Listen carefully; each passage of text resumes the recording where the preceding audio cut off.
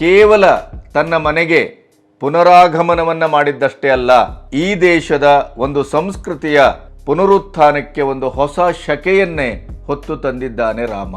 ಇತಿಹಾಸವನ್ನು ಹೊಂದಿರುವಂತ ಕಾಂಗ್ರೆಸ್ಸು 10 ವರ್ಷಗಳಲ್ಲಿ ಒಂದು ಜವಾಬ್ದಾರಿಯುತವಾದಂತ ಪ್ರತಿಪಕ್ಷವಾಗಿ ಕೂಡ ಕಾರ್ಯನಿರ್ವಹಿಸಲಿಕ್ಕೆ ಸಾಧ್ಯ ಆಗಿಲ್ಲ.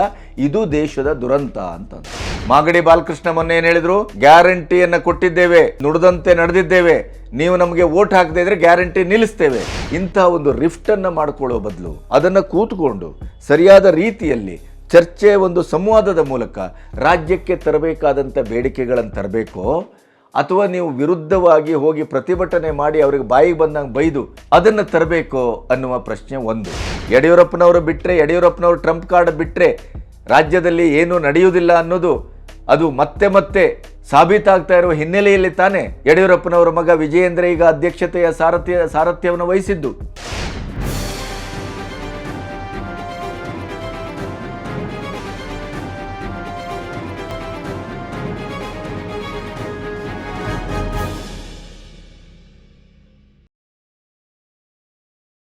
ನಮಸ್ತೆ, ಬಿ ಗಣಪತಿ ನ್ಯೂಸ್ ಚಾನೆಲ್ಗೆ ಸ್ವಾಗತ. ರಾಷ್ಟ್ರಪತಿಗಳ ಭಾಷಣಕ್ಕೆ ಉತ್ತರಿಸ್ತಾ ಇದ್ದಂಥ ಪ್ರಧಾನಿ ಮೋದಿಯವರು ಲೋಕಸಭೆಯಲ್ಲಿ ಕಾಂಗ್ರೆಸ್ಸಿನ ಜನ್ಮವನ್ನೇ ಜಾಲಾಡಿದ್ದಾರೆ. ಅವರು ಇವತ್ತು ಬಹಳ ಮುಖ್ಯವಾದಂಥ 2 ಪ್ರಶ್ನೆಗಳನ್ನು ಅವರೇ ಎತ್ತಿದ್ದಾರೆ, ಅಥವಾ ಪ್ರತಿಪಕ್ಷದವರು ಎತ್ತಿದ ಆಕ್ಷೇಪಕ್ಕೆ ಉತ್ತರಿಸ್ತಾ ಒಂದು ಅದ್ಭುತವಾದಂಥ ವ್ಯಾಖ್ಯಾನವನ್ನು ಮಾಡಿದ್ದಾರೆ. ಅದರ ಜೊತೆಗೆ ಹಣಕಾಸಿನ ತೆರಿಗೆ ವಿಚಾರದಲ್ಲಿ ರಾಜ್ಯಕ್ಕೆ ಬರಬೇಕಾದಂಥ ಪಾಲೇನಿದೆ ಅದನ್ನು ಉದ್ದೇಶಪೂರ್ವಕವಾಗಿ ಕಾಂಗ್ರೆಸ್ಸು ಇಲ್ಲಿ ಆಡಳಿತದಲ್ಲಿದೆ ಅನ್ನುವ ಕಾರಣಕ್ಕಾಗಿ ನಮಗೆ ಕೇಂದ್ರ ಸರ್ಕಾರದಿಂದ ಅನ್ಯಾಯ ಆಗ್ತಾ ಇದೆ ಅನ್ನುವಂಥ ಒಂದು ಅಭಿಯಾನವನ್ನು ಕಾಂಗ್ರೆಸ್ಸು ಇವತ್ತು ಪತ್ರಿಕಾಗೋಷ್ಠಿ ಮಾಡುವ ಮೂಲಕ ಮುಖ್ಯಮಂತ್ರಿಗಳು, ಉಪಮುಖ್ಯಮಂತ್ರಿಗಳು ಇಬ್ಬರೂ ಕೇಂದ್ರಕ್ಕೆ ನಮ್ಮಿಂದ ಏನು ಸಲ್ತಾ ಇದೆ ಅದೇ ರೀತಿಯಲ್ಲಿ ಕೇಂದ್ರದಿಂದ ನಮಗೆ ಏನು ಸಲ್ಲಬೇಕು, ಅಲ್ಲಿ ಏನು ಅನ್ಯಾಯ ಆಗ್ತಾ ಇದೆ ಅನ್ನುವಂಥ ಒಂದು ಪಟ್ಟಿಯನ್ನು ಬಿಡುಗಡೆ ಮಾಡಿದರು. ಅದರ ಜೊತೆಗೆ 7ನೇ ತಾರೀಕು ಜಂತರ್ ಮಂತರ್ನಲ್ಲಿ ರಾಜ್ಯಕ್ಕೆ ಕೇಂದ್ರ ಮಾಡ್ತಾ ಇರುವಂಥ ಹಣಕಾಸಿನ ವಿಷಯದ ಅನ್ಯಾಯವನ್ನು ಪ್ರತಿಭಟಿಸಲಿಕ್ಕೆ ರಾಜ್ಯದಿಂದ ಎಲ್ಲ ಕಾಂಗ್ರೆಸ್ಸಿಗರು ದೆಹಲಿಗೆ ಹೊರಟಿದ್ದಾರೆ. ಡಿ ಕೆ ಶಿವಕುಮಾರ್ ಅವರು, ರಾಜ್ಯವನ್ನು ಪ್ರತಿನಿಧಿಸ್ತಾ ಇರುವಂಥ 25 ಎಂಪಿಗಳು, ರಾಜ್ಯಸಭಾ ಸದಸ್ಯರು ಎಲ್ಲರೂ ಕೂಡ ರಾಜ್ಯಕ್ಕೆ ಆಗ್ತಾ ಇರುವಂಥ ಈ ಅನ್ಯಾಯದ ಬಗ್ಗೆ ಪ್ರತಿಭಟಿಸಬೇಕು, ನಮ್ಮ ಪ್ರತಿಭಟನೆಯಲ್ಲಿ ಪಾಲ್ಗೊಳ್ಳಬೇಕು ಮತ್ತು ರಾಜ್ಯದ ಪರವಾಗಿ ನೀವು ದನಿಯನ್ನು ಎತ್ತಬೇಕು ಅಂತ ಕರೆ ಕೊಟ್ಟಿದ್ದಾರೆ. ಇದರ ಮಧ್ಯೆ ಕಾಂಗ್ರೆಸ್ ಮುಖಂಡರಾದಂಥ ಅಧಿರಂಜನ್ ಚೌಧರಿ ಅವರು ಲೋಕಸಭೆಯಲ್ಲಿ ಈ ಅನ್ಯಾಯದ ವಿರುದ್ಧ ದನಿಯನ್ನು ಎತ್ತಿದರು. ಉತ್ತರದ ರಾಜ್ಯಗಳಿಗೆ ಒಂದು ನೀತಿ, ದಕ್ಷಿಣದ ರಾಜ್ಯಗಳಿಗೆ ಒಂದು ನೀತಿ ಅಂತ ಹೇಳ್ತಾ ಮುಖ್ಯವಾಗಿ ಕರ್ನಾಟಕವನ್ನು 6 ತಿಂಗಳ ಹಿಂದೆ ಈ ಪರಿಸ್ಥಿತಿ ಇರಲಿಲ್ಲ, ಆದರೆ ಈ 6 ತಿಂಗಳಲ್ಲಿ ಉದ್ದೇಶಪೂರ್ವಕವಾಗಿ ನಮಗೆ ಸಲ್ಲಬೇಕಾದಂಥ ಆರ್ಥಿಕವಾದಂಥ ಪ್ಯಾಕೇಜ್ಗಳನ್ನು, ತೆರಿಗೆ ಹಣವನ್ನು, GST ಹಣವನ್ನು ಕೊಡದೇನೆ ಕೇಂದ್ರ ಸರ್ಕಾರ ತಾರತಮ್ಯ ಮಾಡ್ತಾ ಇದೆ ಅಂತ ಹೇಳಿದರು. ಅದಕ್ಕೆ ಅತ್ಯಂತ ಸ್ಪಷ್ಟವಾಗಿ ನಿರ್ಮಲಾ ಸೀತಾರಾಮ್ ಉತ್ತರಿಸಿದರು. ಆ ಒಂದು ಜಲಕ್ಕನ್ನು ಕೂಡ ನೀವು ನೋಡಬಹುದು. Devolution to the states. This is beyond, of course, this question, sir, but still, because it's an important question on which the leader of the opposition is asking a question, I would certainly respond. Devolution to the states happens in the direct tax matters as per the recommendation given by the Finance Commission. The GST, particularly the SGST, the state GST, goes 100% to the states. No one can do anything with it. It has automatic provision that 100% collected by the states will be with them. I repeat, 100% is with them. IGST is collected because it involves a lot of interstate payments. It is periodically reviewed also by the GST Council. It is because states should get the money in their hand, roughly, grossly, 50% is divided, and then periodically it is readjusted to actuals. So if a state were to get 41 and not 50, adjustment happens. If a state were to get 52, adjustment happens.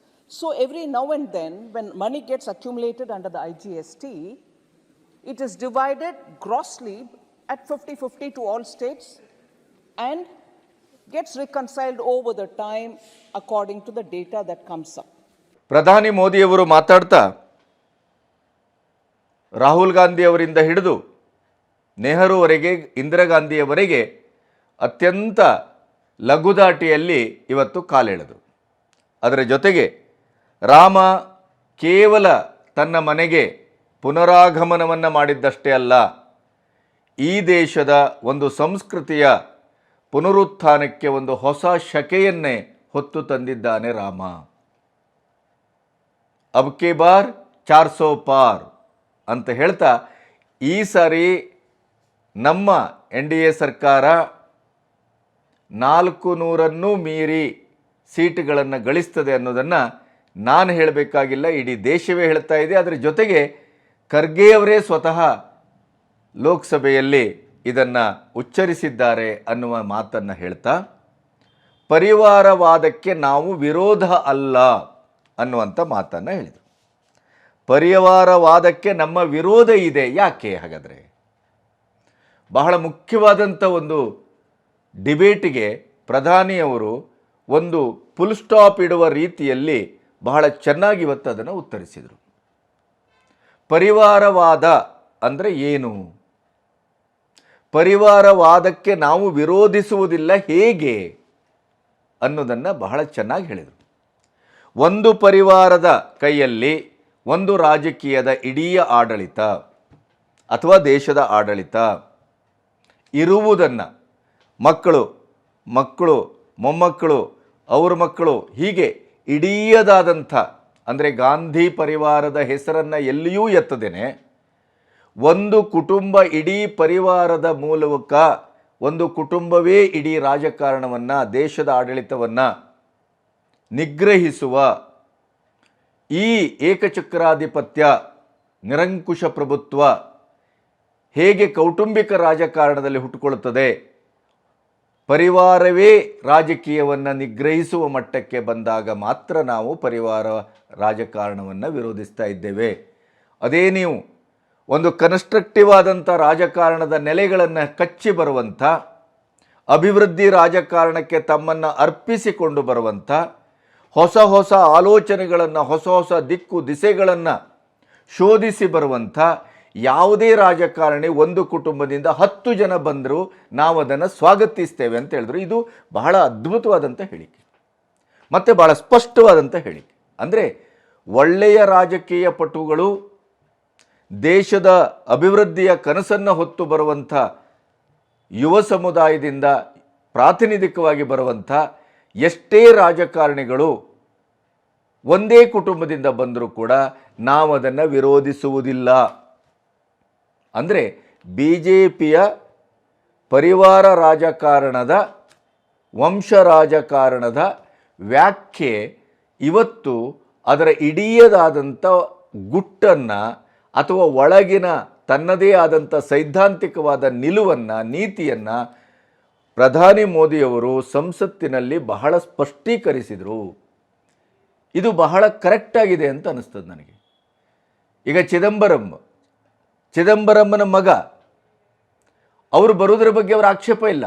ಆದರೆ ಇಡೀ ತಲೆತಲಾಂತರದಿಂದ ರಾಜಕಾರಣದಲ್ಲಿ ಒಂದು ಕುಟುಂಬ ತನ್ನ ಪ್ರಭುತ್ವವನ್ನು, ಕಪಿಮುಷ್ಟಿಯನ್ನು ಅಥವಾ ತನ್ನ high command ಅನ್ನುವ ಆ ಆಜ್ಞೆಯನ್ನು ಪರಿಪಾಲಿಸುವುದನ್ನು ನಾವು ವಿರೋಧಿಸ್ತಾ ಇದ್ದೇವೆ ಅಂತ.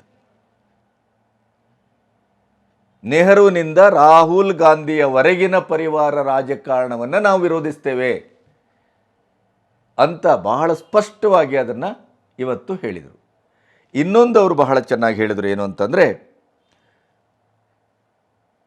ಇಡೀ ಒಂದು ರಾಜಕಾರಣದಲ್ಲಿ, ಜನತಂತ್ರ ವ್ಯವಸ್ಥೆಯಲ್ಲಿ ಸಾಂವಿಧಾನಿಕವಾಗಿ ಪ್ರತಿಪಕ್ಷ ಅನ್ನೋದು ಆಡಳಿತ ಪಕ್ಷಕ್ಕಿಂತ ಹೆಚ್ಚು ಜವಾಬ್ದಾರಿಯನ್ನು ಹೊಂದಿರುತ್ತೆ. ಯಾಕೆ ಅಂತಂದರೆ ಆಡಳಿತ ಪಕ್ಷ ಎಲ್ಲೋ ಒಂದು ಕಡೆ ಬಹುಮತದ ಅಥವಾ ತಾನು ಮಾಡಿದ್ದೇ ಸರಿ ಅನ್ನುವಂಥ ಇರಾದೆಯಲ್ಲಿ ಮೈಮರೆತಾಗ ಅವರನ್ನು ಎಚ್ಚರಿಸುವ, ಸರಿದಾರಿಗೆ ತರುವ, ಸಮತೂಕದಲ್ಲಿ ಆಡಳಿತವನ್ನು ಮಾಡುವ, ದೇಶಕ್ಕೆ ಹಿತವನ್ನೇ ಆಡಳಿತ ಪಕ್ಷ ತರಬೇಕು, ಅದರ ಕಂಕಣ ಬದ್ಧತೆ ಅದು ಅನ್ನುವುದನ್ನು ಮತ್ತೆ ಮತ್ತೆ ಕ್ಷಣ ಕ್ಷಣಕ್ಕೂ ಎಚ್ಚರಿಸುವ ಒಂದು ಎಚ್ಚರಿಕೆಯ ಗಂಟೆಯಾಗಿ ಪ್ರತಿಪಕ್ಷ ಕೆಲಸ ಮಾಡಬೇಕು. ಪ್ರತಿಪಕ್ಷ ಅತ್ಯಂತ ಜವಾಬ್ದಾರಿಯುತವಾಗಿ ಕೆಲಸ ಮಾಡಿದಾಗಲೇ ಆಡಳಿತ ಪಕ್ಷವೂ ಕೂಡ ಮೈಯೆಲ್ಲ ಕಣ್ಣಾಗಿರಲಿಕ್ಕೆ ಸಾಧ್ಯ. ಆಡಳಿತ ಪಕ್ಷದ ಒಂದು ಅಂಕುಶ ಏನಾದರೂ ಇದ್ದರೆ ಅದು ಪ್ರತಿಪಕ್ಷ ಅನ್ನೋದನ್ನು ಬಹಳ ಸ್ಪಷ್ಟವಾಗಿ ಹೇಳ್ತಾ, ಆದರೆ ಇಷ್ಟು ಸುದೀರ್ಘವಾಗಿ ಇತಿಹಾಸವನ್ನು ಹೊಂದಿರುವಂಥ ಕಾಂಗ್ರೆಸ್ಸು 10 ವರ್ಷಗಳಲ್ಲಿ ಒಂದು ಜವಾಬ್ದಾರಿಯುತವಾದಂಥ ಪ್ರತಿಪಕ್ಷವಾಗಿ ಕೂಡ ಕಾರ್ಯನಿರ್ವಹಿಸಲಿಕ್ಕೆ ಸಾಧ್ಯ ಆಗಿಲ್ಲ. ಇದು ದೇಶದ ದುರಂತ ಅಂತಂದು. ಎಷ್ಟು ಚೆನ್ನಾಗಿದೆ ಅದು. ಆಡಳಿತಾತ್ಮಕ ಪಕ್ಷವಾಗಿಯೂ 56 ವರ್ಷ ನೀವು ಆಳಿದ್ದೀರಿ, ಆದರೆ ನಿಮಗೆ ಅಲ್ಲಿಯೂ ಜವಾಬ್ದಾರಿಯುತವಾಗಿ ದೇಶವನ್ನು ಅಭಿವೃದ್ಧಿ ಪಥದಲ್ಲಿ ಸಾಗಿಸಲಿಕ್ಕೆ ಸಾಧ್ಯ ಆಗಿಲ್ಲ. ಈ ನಿಮ್ಮ ದೇಶದ್ರೋಹಿತನ, ಭ್ರಷ್ಟಾಚಾರ, ಸ್ವಜನ ಪಕ್ಷಪಾತ, ಪರಿವಾರ ರಾಜಕಾರಣ, ಗಾಂಧಿ ಹೆಸರಿನಲ್ಲಿ ಇಡೀ ದೇಶವನ್ನು ಲೂಟಿ ಹೊಡೆದದ್ದು, ಇವನ್ನೆಲ್ಲವನ್ನು ನೋಡಿ ಸೋತು ರೋಸಿ ನಿಮ್ಮನ್ನು ಪ್ರತಿಪಕ್ಷದಲ್ಲಿ ಕೂಡಿಸಿದರು. ಪ್ರತಿಪಕ್ಷದಲ್ಲಾದರೂ ನೀವು ದೇಶಕ್ಕೆ ಹಿತವಾಗುವ ಹಾಗೆ ಪ್ರತಿಪಕ್ಷದ ಜವಾಬ್ದಾರಿಯನ್ನು ಸಾಂವಿಧಾನಿಕವಾಗಿ ನೀವು ನಿರ್ವಹಿಸಿದ್ದೀರಾ. ಅಲ್ಲಿಯೂ ಸಂಪೂರ್ಣವಾಗಿ ವಿನಾಶಕಾರಿ ಎನ್ನುವ ರೀತಿಯಲ್ಲಿ ಸೋತು ಸುಣ್ಣವಾಗಿ ಧರಾಶಾಯಿಯಾಗಿದ್ದೀರಿ. ನೀವು ಕೆಟ್ಟದ್ದಲ್ಲದೆ ನಿಮ್ಮ ಅಕ್ಕಪಕ್ಕದಲ್ಲಿದ್ದಂಥ ಪ್ರತಿಪಕ್ಷಗಳನ್ನೂ ಸಂಪೂರ್ಣವಾಗಿ ನಾಶ ಮಾಡಿದಿರಿ. ಅದರ ಪರಿಣಾಮ ಏನು ಅಂತಂದರೆ ನಿಮ್ಮ ಇಂಡಿ ಕೂಟ ಯುದ್ಧಕ್ಕೆ ಮೊದಲನೇ ಶಸ್ತ್ರತ್ಯಾಗವನ್ನು ಮಾಡಿದೆ, ವಿನಾಶದ ಅಂಚಿನಲ್ಲಿದೆ. ನೀವು ಬಹಳಷ್ಟು ದೇಶದ ತುಂಬೆಲ್ಲ ದುಕಾನನ್ನು ಓಪನ್ ಮಾಡಲಿಕ್ಕೆ ಹೊರಟಿದ್ದೀರಿ. ಈ ದುಕಾನು ಶಬ್ದ ನನ್ನದಲ್ಲ, ನಿಮ್ಮದೇ ಶಬ್ದ. ಆದರೆ ದುಕಾನು ಓಪನ್ ಆಗುವುದು ಬಿಡಿ, ಆ ಓಪನ್ ಆದ ದುಕಾನೆಲ್ಲ ಈಗ ಬೀಗ ಹಾಕುವ ಪರಿಸ್ಥಿತಿಗೆ ಬಂದಿದೆ ಅನ್ನೋದನ್ನು ವ್ಯಂಗ್ಯವಾಗಿಯೂ ಮಾರ್ಮಿಕವಾಗಿಯೂ ಬಹಳ ಚೆನ್ನಾಗಿ ಇವತ್ತು ಮೋದಿಯವರು ಹೇಳಿದರು. विपक्ष ने जो संकल्प लिया है उसकी सराहना करता हूं. उनके भाषण के एक एक बात से मेरा और देश का विश्वास पक्का हो गया है कि इन्होंने लंबे अरसे तक वहां रहने का संकल्प ले लिया.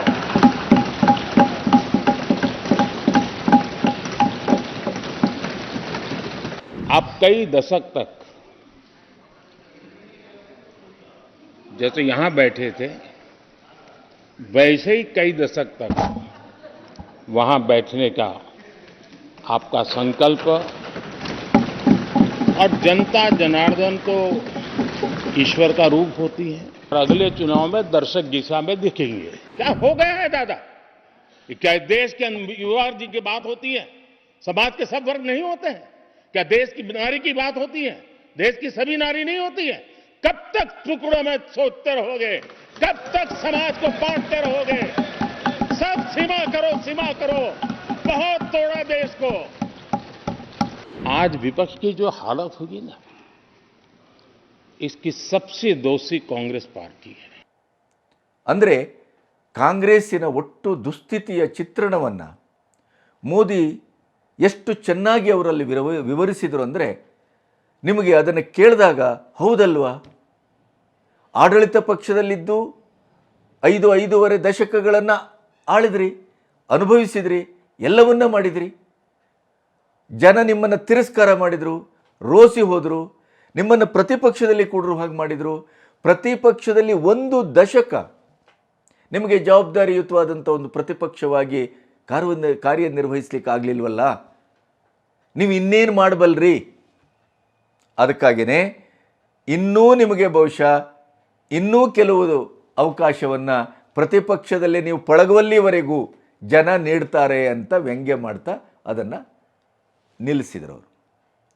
ಇದು ಇವತ್ತಿನ ಸದನದ ಮೋದಿಯವರ ಒಂದು ಮಾತಿನ ಒಂದು ಪ್ರಖರತೆ ಮತ್ತು ಅದರ ಕಾಲೆಳೆಯುವಿಕೆ, ವ್ಯಂಗ್ಯ, ಚಾಟೋಕ್ತಿ ಇವೆಲ್ಲದರ ಜೊತೆಗೆ ಕಾಂಗ್ರೆಸ್ಸಿನ ಒಂದು ಇಡೀಯದಾದಂಥ ಈ ಇಳಿಕೆ ಕ್ರಮದಲ್ಲಿ ಸಾಗ್ತಾ ಇರುವಂಥ ಮತ್ತು ಇವತ್ತು ಏಕಾಂಗಿಯಾಗಿ ಸ್ಪರ್ಧಿಸಬೇಕಾದಂಥ ಅನಿವಾರ್ಯತೆ, ಅದರ ಮಧ್ಯೆ ಅದರ ಸಂಪೂರ್ಣವಾದಂಥ ದೇಶದ ಅಭಿವೃದ್ಧಿಯನ್ನು ಮರೆತಂಥ ನಿಷ್ಕ್ರಿಯತೆ, ಇವನ್ನೆಲ್ಲ ಬಹಳ ಸುಂದರವಾಗಿ ಹೇಳಿದರು.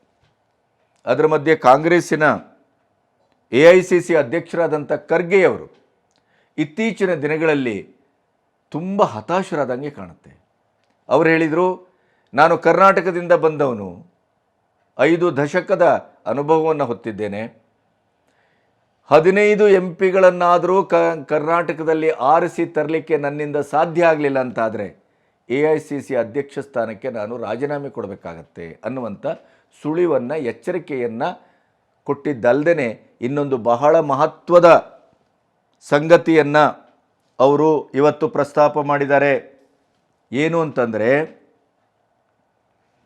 ಈ ಗ್ಯಾರಂಟಿ ಇದೆಯಲ್ಲ, ಬಿಟ್ಟಿ ಗ್ಯಾರಂಟಿ, ಇದನ್ನೇ ದೇಶದ ಇಡೀಯದಾಗಿ ವಿಸ್ತರಿಸಿ ನಾವು ಲೋಕಸಭಾ ಚುನಾವಣೆಯನ್ನು ಗೆಲ್ತೇವೆ ಅನ್ನುವಂಥ ಅಹಂಕಾರವನ್ನು, ಹೂಂಕಾರವನ್ನು ಮತ್ತು ನಿರೀಕ್ಷೆಯನ್ನು 6 ತಿಂಗಳ ಹಿಂದೆ 136 ಸೀಟುಗಳನ್ನು ಅನಿರೀಕ್ಷಿತವಾಗಿ ಗೆದ್ದು ಬೀಗಿದ ಕಾಂಗ್ರೆಸ್ಸು ಅದೇ ಒಂದು ಸುಖನಿದ್ದೆಯಲ್ಲಿ ಇತ್ತು.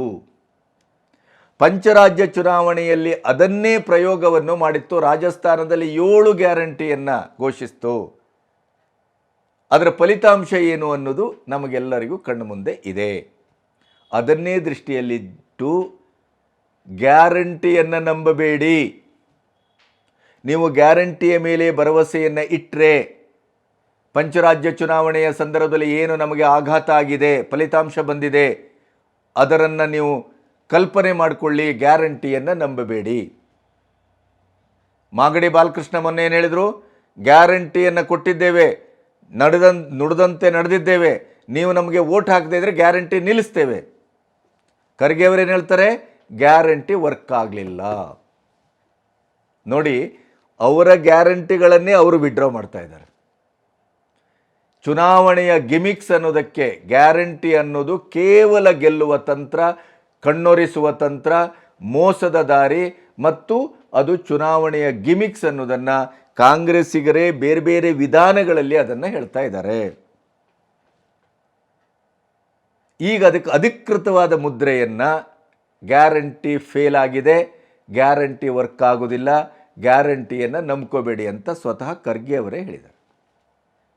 ಇಲ್ಲೇನು ಮಾಡಿದೆ ಈ ಸರ್ಕಾರ, ಗ್ಯಾರಂಟಿ ಕೊಟ್ಟದ್ದನ್ನು ಮನೆ ಮನೆಗೆ ತಲುಪಿದೆಯಾ ಇಲ್ವ ಅಂತ ನೋಡಲಿಕ್ಕೆ ಗೌರ್ಮೆಂಟ್ ಖರ್ಚಲ್ಲಿ ನಮ್ಮ ತೆರಿಗೆ ಹಣದಲ್ಲಿ ಕಾರ್ಯಕರ್ತರ ದೊಡ್ಡ ಪಡೆಯನ್ನೇ ಮಾಡಿ ಅವರಿಗೆ ದುಡ್ಡು, ಅಧಿಕಾರ, ವಾಹನ ಎಲ್ಲವನ್ನು ಕೊಡ್ತಾ ಇದೆ.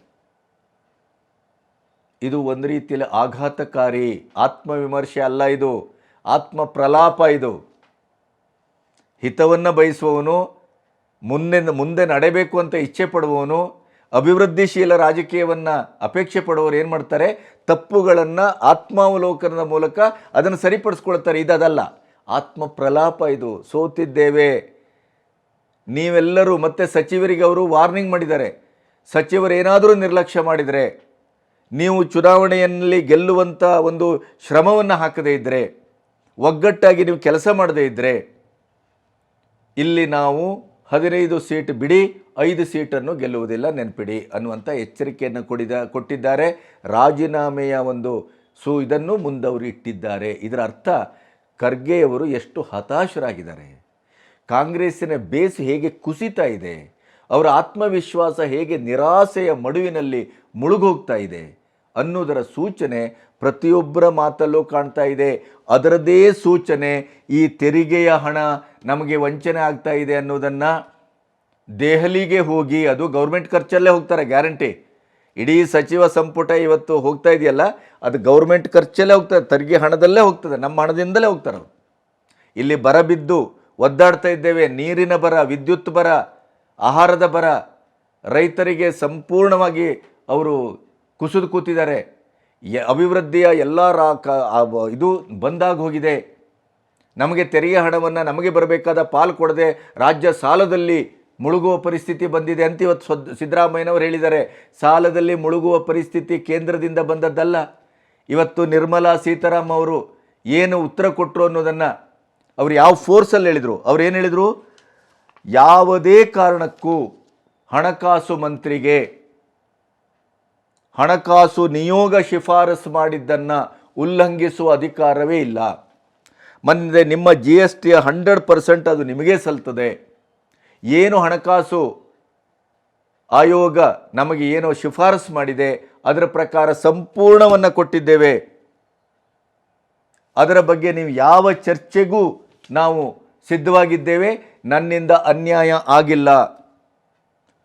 ಅಧೀರ್ ರಂಜನ್ ಚೌಧರಿಯವರ ಮಾತಿಗೆ ಸಂಪೂರ್ಣವಾಗಿ ಉದಾಹರಣೆಯನ್ನು ಕೊಟ್ಟರು. ಮತ್ತು ಇಲ್ಲಿ ಒಂದು ಕಾನ್ಫ್ಲಿಕ್ಟ್ ಕಾಣ್ತಾ ಇದೆ. ಏನು, 6 ತಿಂಗಳ ಹಿಂದೆ ಹೀಗಿರಲಿಲ್ಲ, BJP ಸರ್ಕಾರಕ್ಕೆ ಎಲ್ಲವೂ ಹೋಗ್ತಾ ಇತ್ತು ಅಂತ ಅಧೀರ್ ರಂಜನ್ ಚೌಧರಿ ಹೇಳಿದ್ದಾರೆ.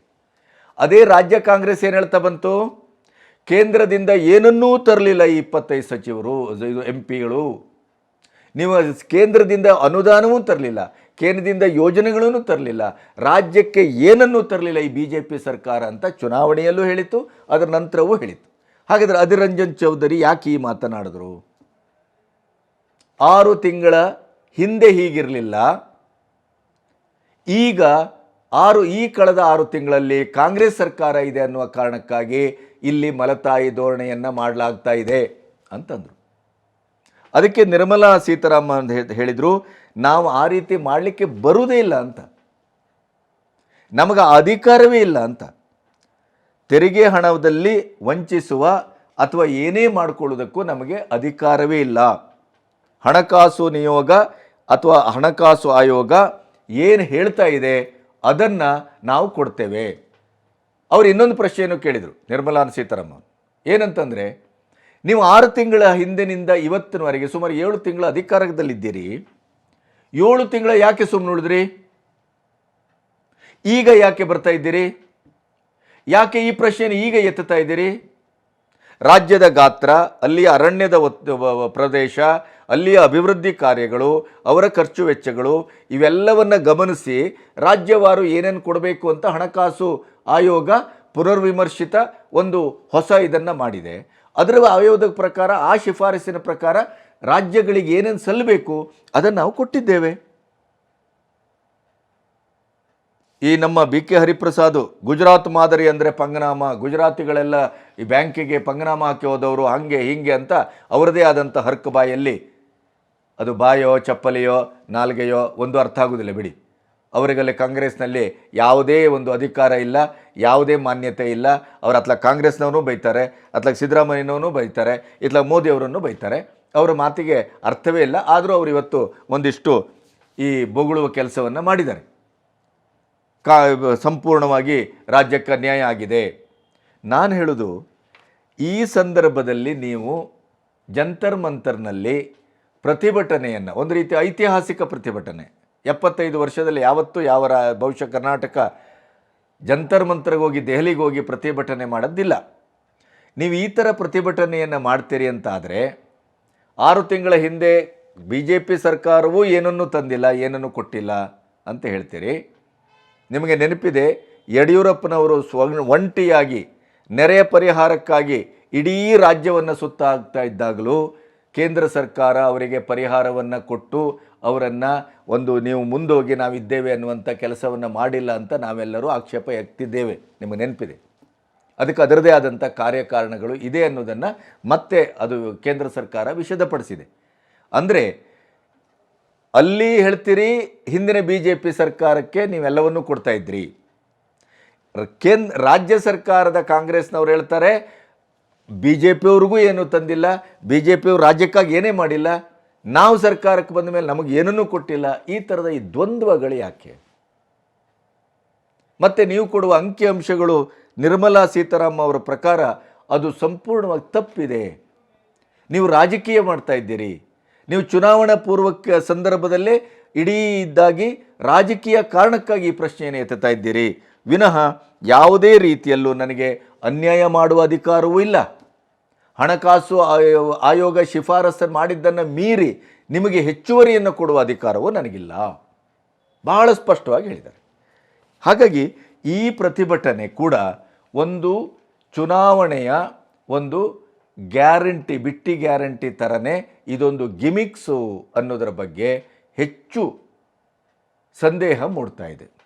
ನಿರ್ಮಲಾ ಸೀತಾರಾಮನ್ ಅವರು ಕೊಟ್ಟ ಆ ಪ್ರಖರವಾದ ಉತ್ತರವನ್ನು ನೋಡಿದರೆ ಅದಕ್ಕೆ ಅಧೀರ್ ರಂಜನ್ ಚೌಧರಿ ಮತ್ತೆ ಕ್ರಾಸ್ ಮಾಡಲಿಕ್ಕೆ ಆಗಿಲ್ಲ ಅವರಿಗೆ. ಅವರಷ್ಟು ಭಾಳ ಅಂಕಿಅಂಶವನ್ನು ಇಟ್ಕೊಂಡು ಮಾತಾಡಿದರು.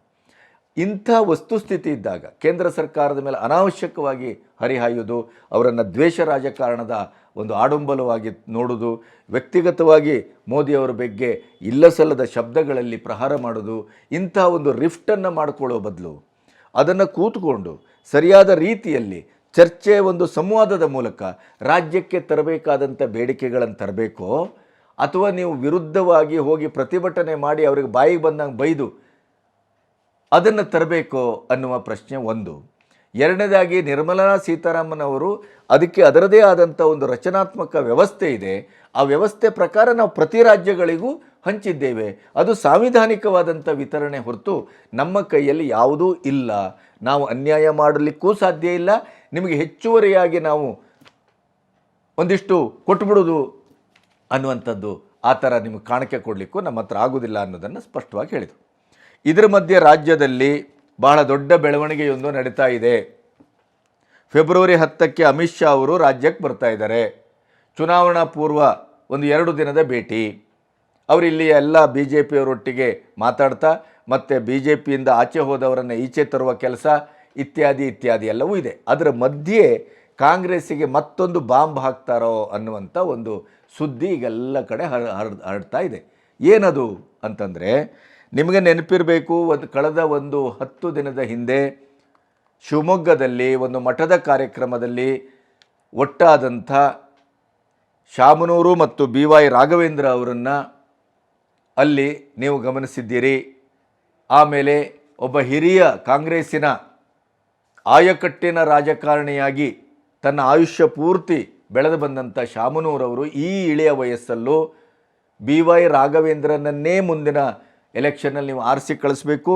ಯಾಕೆ ಅಂತಂದರೆ ಅವರು ಅಭಿವೃದ್ಧಿ ಕೆಲಸವನ್ನು ಅದ್ಭುತವಾಗಿ ಮಾಡಿದ್ದಾರೆ, ಆರಿಸಿ ಬರೋದು ಅವರ ಹಕ್ಕು ಅನ್ನುವ ರೀತಿಯಲ್ಲಿ ಅವರಿಗೆ ಆಶೀರ್ವಾದವನ್ನು ಮಾಡಿದ್ರು ಮತ್ತು ಘೋಷಣೆಯನ್ನು ಮಾಡಿದ್ರು ಮತ್ತು ಅವರು ಕರೆಯನ್ನು ಕೊಟ್ಟರು. ಅದು ವಿವಾದಕ್ಕೆ ಕಾರಣ ಆಯಿತು.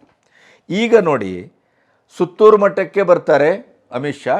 ಅಲ್ಲಿಂದ ಶಾಮನೂರು ಶಿವಶಂಕರಪ್ಪನವರು ನಿರ್ಮಿಸಿದ ಹೊಸ ಅತಿಥಿ ಗೃಹದ ಉದ್ಘಾಟನೆಗೆ ಹೋಗ್ತಾರೆ. ಅಲ್ಲಿ ಶಾಮನೂರು ದಂಪತಿಗಳಿಗೆ ವಿಶೇಷವಾದ ಸನ್ಮಾನ ಇದೆ. ಆಮೇಲೆ ಅಶೋಕ್, ಕುಮಾರಸ್ವಾಮಿ, ವಿಜಯೇಂದ್ರ, ಬೊಮ್ಮಾಯಿ ಅವರೆಲ್ಲರೂ ಭಾಗವಹಿಸ್ತಾ ಇದ್ದಾರೆ.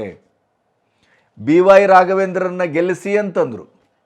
ಈಗ ತನ್ನ ಹೊಸ ಅತಿಥಿ ಗೃಹದ ಉದ್ಘಾಟನೆಗೆ ಮುಖ್ಯಮಂತ್ರಿಗಳನ್ನೋ, ಖರ್ಗೆಯವರನ್ನೋ, ಇನ್ನೊಬ್ಬರನ್ನೋ, ಮಗದೊಬ್ಬರನ್ನೋ ಸ್ವಕೀಯ ಪಕ್ಷದಿಂದ ಕರೆಯಿದ್ದೇನೆ. ಅಮಿತ್ ಶಾ ಮತ್ತು ಇಡೀ ಬಿ ಜೆ ಪಿಯ ಮತ್ತು ಜೆ ಡಿ ಎಸ್ಸಿನ ಮೈತ್ರಿ ಪಕ್ಷದ ನಾಯಕರನ್ನು, ಅಮಿತ್ ಶಾ ಅವರನ್ನು ಕರೆಯುವ ಉದ್ದೇಶ ಏನು? ಈ ಇಳಿಯ ವಯಸ್ಸಲ್ಲಿ ಹಾಗಾದರೆ ಕಾಂಗ್ರೆಸ್ ಪಕ್ಷವನ್ನು ಬಿಟ್ಟು ಬಿ ಜೆ ಪಿಗೆ ಅವರು ಬರ್ತಾ ಇದ್ದಾರಾ? ಯಾಕೆಂದರೆ ಶೆಟ್ಟರ್ ಬಂದಿದ್ದಾರೆ, ಅವರ ಸಂಬಂಧಿ ಇತ್ಯಾದಿ ಇತ್ಯಾದಿ ಎಲ್ಲ ಇದೆ. ಆಮೇಲೆ ಈ ವಯಸ್ಸಲ್ಲಿ, ಈ ಮುದಿ ವಯಸ್ಸಲ್ಲಿ ಇವರು ಬಂದು ಏನು ಕಡ್ದು ಕಟ್ಟಾಗ್ತಾರೆ ಅಂತ ಕೆಲವರು ಕೇಳ್ಬೋದು. ಆದರೆ ಅವರು ವೀರಶೈವ ಮಹಾಸಭಾದ ಅಧ್ಯಕ್ಷರು. ಸ್ವತಃ ಜಾತಿ ಗಣತಿಯನ್ನು ಏನು ಮನೇಲಿ ಕೂತ್ಕೊಂಡು ಲೆಕ್ಕ ಹಾಕಿದ್ರ? ಆ ಲೆಕ್ಕವೇ ಸರಿ ಇಲ್ಲ, ಅದರಿಂದ ನಮ್ಮ ಸಮುದಾಯಕ್ಕೆ ಅನ್ಯಾಯ ಆಗ್ತದೆ ಅಂಥೇಳಿ ಕಾಂಗ್ರೆಸ್ಸಿನ ಒಳಗಿದ್ದೇ ಅವರು ಸಿದ್ದರಾಮಯ್ಯನವರ ವಿರುದ್ಧ ಝಳಪಿಸಿದವರು, ವಿರೋಧವನ್ನು ವ್ಯಕ್ತಪಡಿಸಿದವರು. ಹಾಗಾಗಿ ಈ ಒಂದು ಬೆಳವಣಿಗೆ ಇದೆಯಲ್ಲ, ಇದು ಬಹುಶಃ ಒಂದು ದೊಡ್ಡ ಸಂಚಲನವನ್ನು, ದೊಡ್ಡ ಪ್ರತ್ಯಾಘಾತವನ್ನು ಶೆಟ್ಟರ್ನ ವಾಪಸ್ಸಿ ನಂತರ ಸೌದಿಯವರು ಈಗ ಆನ್ ದ ವೇ ಇದ್ದಾರೆ. ಬಹುಶಃ ಅದು ಅಮಿತ್ ಶಾ ಬಂದಾಗ ಅದು ಸಂಪೂರ್ಣವಾಗಿ ಅದು ನಿರ್ಧಾರ ಆಗುತ್ತೆ. ಇಂಥ ಸಂದರ್ಭದಲ್ಲಿ ಶಾಮನೂರು ಶಿವಶಂಕರಪ್ಪನವರು ಏನಾದರೂ ಬಿ ಜೆ ಪಿ ಬಂದರು ಅಂತಾದರೆ, ವ್ಯಕ್ತಿಗತವಾಗಿ ವಯಸ್ಸಿನ ಕಾರಣಕ್ಕಾಗಿ ಶಾಮನೂರು ಏನು ಮಾಡ್ತಾರೆ ಅನ್ನೋದು ಮುಖ್ಯ ಅಲ್ಲ. ಶಾಮನೂರು ಪ್ರತಿನಿಧಿಸುವ ವೀರಶೈವ ಸಮುದಾಯದ ಬಹಳ ದೊಡ್ಡ ಒಂದು ಬಣ ಮತ್ತೆ ಮೊದಲಿನಂತೆ ಅದಕ್ಕಿಂತ ಹೆಚ್ಚಿನ ಶಕ್ತಿಯಲ್ಲಿ, ಯಾಕೆಂದರೆ ಯಡಿಯೂರಪ್ಪನವರು ಇದ್ದಾರೆ. ಯಡಿಯೂರಪ್ಪನವರು ಬಿಟ್ಟರೆ, ಯಡಿಯೂರಪ್ಪನವರು ಟ್ರಂಪ್ ಕಾರ್ಡ್ ಬಿಟ್ಟರೆ ರಾಜ್ಯದಲ್ಲಿ ಏನೂ ನಡೆಯುವುದಿಲ್ಲ ಅನ್ನೋದು ಅದು ಮತ್ತೆ ಮತ್ತೆ ಸಾಬೀತಾಗ್ತಾ ಇರುವ ಹಿನ್ನೆಲೆಯಲ್ಲಿ ತಾನೇ ಯಡಿಯೂರಪ್ಪನವರ ಮಗ ವಿಜಯೇಂದ್ರ ಈಗ ಅಧ್ಯಕ್ಷತೆಯ ಸಾರಥ್ಯವನ್ನು ವಹಿಸಿದ್ದು. ಮತ್ತು ಇವತ್ತು ಯಡಿಯೂರಪ್ಪ ಮತ್ತು ವಿಜಯೇಂದ್ರ ಅವರ ಮಾತೇ ಇಲ್ಲಿ ನಡೀತಾ ಇರುವಂಥದ್ದು. ಈ ಅಲ್ಪ ಸಮಯದಲ್ಲೇ ಇಡೀ ಕರ್ನಾಟಕವನ್ನು ಒಂದು ಶರವೇಗದಲ್ಲಿ ಸುತ್ತಿ ವಿಜಯೇಂದ್ರ ಏನು ಕಡ್ದು ಕಟ್ಟಾಗ್ತಾನೆ, ಏನು ಮಾಡ್ತಾನೆ ಅಂತ ಕೇಳಿದವರಿಗೆ ಎಂತೆಂಥ ಉತ್ತರವನ್ನು ಕೊಟ್ಟರು, ಎಂತೆಂಥ ಆಘಾತವನ್ನು ಕಾಂಗ್ರೆಸ್ಸಿಗೆ ಕೊಟ್ಟರು. ಮತ್ತು ಒಡೆದು ಚೂರಾಗಿ ಹಂಚಿ ಭ್ರಷ್ಟತೆ, ಸ್ವಜನ ಪಕ್ಷಪಾತ ಎಲ್ಲ ಒಂದು ಮೋದಿಯವರ ಹೆಸರಿನಲ್ಲಿ ಏನು ಬೇಕಾದ್ರೂ ನಾವು ಮಾಡ್ಬೋದು ಅನ್ನುವಂಥ ಈ ಒಂದು ಅರಾಜಕ ವ್ಯವಸ್ಥೆಯನ್ನು ತಂದಿಟ್ಟುಕೊಂಡು ಸೋತು ಸುಣ್ಣವಾಗಿದ್ದಂಥ ಬಿ ಜೆ ಪಿಯನ್ನು ಆಶಾವಾದದತ್ತ ಈ ವಿಜಯೇಂದ್ರ ತಂದು ನಿಲ್ಲಿಸಿದರು, ಮಿರಾಕಲ್ ಅನ್ನುವ ರೀತಿಯಲ್ಲಿ. ಇಂಥ ಸಂದರ್ಭದಲ್ಲಿ ಏನಾದರೂ ಶಾಮನೂರು ಶಿವಶಂಕರಪ್ಪನವರು ಇದಕ್ಕೆ ಕಾಂಗ್ರೆಸ್ಸನ್ನು ಬಿಟ್ಟು ಬಿ ಜೆ ಪಿಗೆ ಬಂದರು ಅಂತಾದರೆ ಇದು ರಾಜ್ಯದ ಕಾಂಗ್ರೆಸ್ಸಿಗೆ ಬಹಳ ದೊಡ್ಡ ಹೃದಯಾಘಾತ. ಆದರೆ ಅವರು ಬರುವುದು ಬಹುತೇಕವಾಗಿ ಖಚಿತವಾಗಿ ಇದ್ದಂಗೆ ಕಾಣುತ್ತೆ. ಯಾಕೆಂದರೆ ಇಡೀ ಅವರ ಅತಿಥಿಗೃಹದ ಉದ್ಘಾಟನೆ ಮತ್ತು ಅವರ ದಂಪತಿಗಳ ಸನ್ಮಾನಕ್ಕೆ ಇಡೀ ಅಮಿತ್ ಶಾ ಅವರ ನೇತೃತ್ವದಲ್ಲಿ ಬಿ ಜೆ ಪಿಯ ಪಟಾಲಮೆ ಬರ್ತಾ ಇದೆ. ಇದರ ಅರ್ಥ ಏನು? ಇದು ಹೀಗೆ ನೋಡ್ತಾ ನೋಡ್ತಾ ಹೋದರೆ ಕಾಂಗ್ರೆಸ್ಸು ತನ್ನ ಆತ್ಮಶಕ್ತಿಯನ್ನು ಕಳ್ಕೊಳ್ತಾ ಇದೆ. ಕಾಂಗ್ರೆಸ್ಸು ಜನರ ಭರವಸೆಯನ್ನು ಕಳ್ಕೊಳ್ತಾ ಇದೆ. ಕಾಂಗ್ರೆಸ್ಸು ಸಂಪೂರ್ಣವಾಗಿ ಎಲೆಕ್ಷನ್ನಿನ ಮೊದಲನೇ ಅದು ಸೋಲನ್ನು ಒಪ್ಪಿಕೊಳ್ಳುವ ಎಲ್ಲ ಲಕ್ಷಣಗಳು ಕಾಣ್ತಾ ಇದೆ. ರಾಜ್ಯದಲ್ಲಂತೂ ಯಾರೂ ತಾನು ಸ್ಪರ್ಧಿಸುವುದಿಲ್ಲ ಅಂತಾರೆ. ಏನೋ ಕಷ್ಟಪಟ್ಟು ಹಂಗೆ ಹಿಂಗೆ ಹಿಡಿದಾಕಿ 10 MP ಸೀಟಿಗೆ ಒಂದು ಹೆಸರು ಘೋಷಣೆ ಮಾಡ್ಕೊಂಡಿದ್ದಾರೆ. ಅದರ ನಂತರ ತಾನಿಲ್ಲ ಅಂತ ಇದ್ದಾರೆ. ಸಚಿವರಂತೂ ನಾವು ಅದರಲ್ಲಿ ಇಲ್ಲವೇ ಇಲ್ಲ ಅನ್ನುವಂಥ ಮನೋಭಾವವನ್ನು ಹೊಂದಿದ್ದಾರೆ. ಯಾರೂ ಕೂಡ ಒಂದು ಗೆಲ್ಲುವ ಮೂಡಲಿಲ್ಲ, ಗೆಲ್ಲಿಸುವ ಮೂಡಲಿಲ್ಲ. ಹೀಗಾಗಿ ಖರ್ಗೆಯವರು ಪ್ರತಿದಿನದ ಮಾತುಕತೆಗಳಲ್ಲೂ ಅವರಲ್ಲಿ ಹತಾಶೆ ಕಾಣ್ತಾ ಇದೆ, ಅಗ್ರೆಸಿವ್ನೆಸ್ ಕಾಣ್ತಾ ಇದೆ. ಎಲ್ಲೋ ಕಡೆ ವಿಚಲಿತವಾಗಿ ಮಾತಾಡ್ತಾ ಇದ್ದಾರೆ. ಏನು ಮಾತಾಡ್ತಾ ಇದ್ದೇನೆ ಅನ್ನುವಂಥ ಆ ಲಾಜಿಕ್ಕನ್ನು ತಪ್ತಾ ಇದ್ದಾರೆ.